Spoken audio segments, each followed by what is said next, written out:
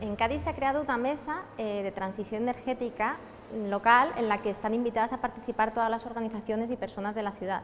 Es un espacio abierto y de trabajo permanente, se reúne cada 2 semanas y desde ahí surgen o se crean iniciativas, propuestas, o bien que tiene que desarrollar el propio ayuntamiento, o bien que desarrollan las organizaciones y personas que participan en la mesa de manera directa.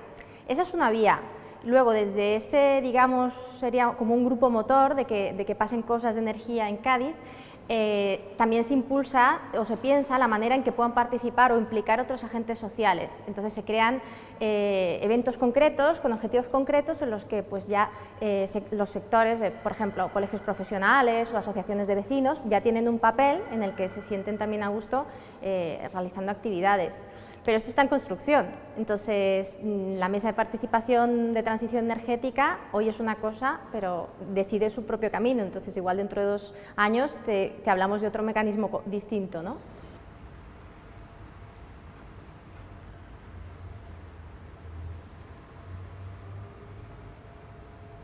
El hecho de que en Cádiz haya una distribuidora y una comercializadora mixtas, con un 55% propiedad del ayuntamiento, es una oportunidad muy buena para que la ciudadanía empiece a participar en las decisiones de política energética y a poner un poco las empresas al servicio de las necesidades de las personas, ¿no?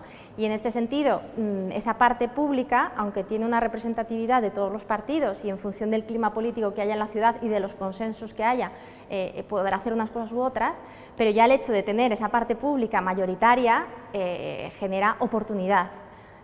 Toca que la ciudadanía también se reconozca en esa oportunidad y demande una mayor participación.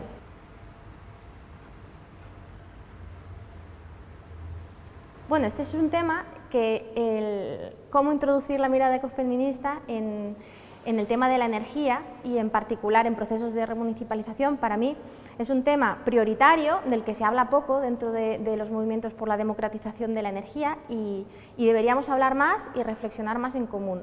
¿Por qué? Porque tenemos una política energética completamente desnaturalizada y separada de las necesidades reales de las personas, ¿no? Entonces, imprimir esa mirada ecofeminista pasa por ver cómo nos relacionamos entre nosotros y nosotras, cómo nos relacionamos con el medio que habitamos y fijarse también en esas relaciones de codependencia y de interdependencia. Pero a la vez es cambiar las prioridades, ¿no? Decir, bueno, veamos si ahora mismo se está priorizando el lucro, veamos cuáles son las prioridades humanas esenciales y cómo les damos la vuelta. Para eso también tenemos herramientas que son muy útiles y muy pedagógicas, por ejemplo, la factura de la luz, ¿no? A través de la factura de la luz tenemos un vínculo con el 100% de la población, con algo que les llega cada mes, que no saben cómo usan la energía, pero cada vez todos y todas estamos pagando más.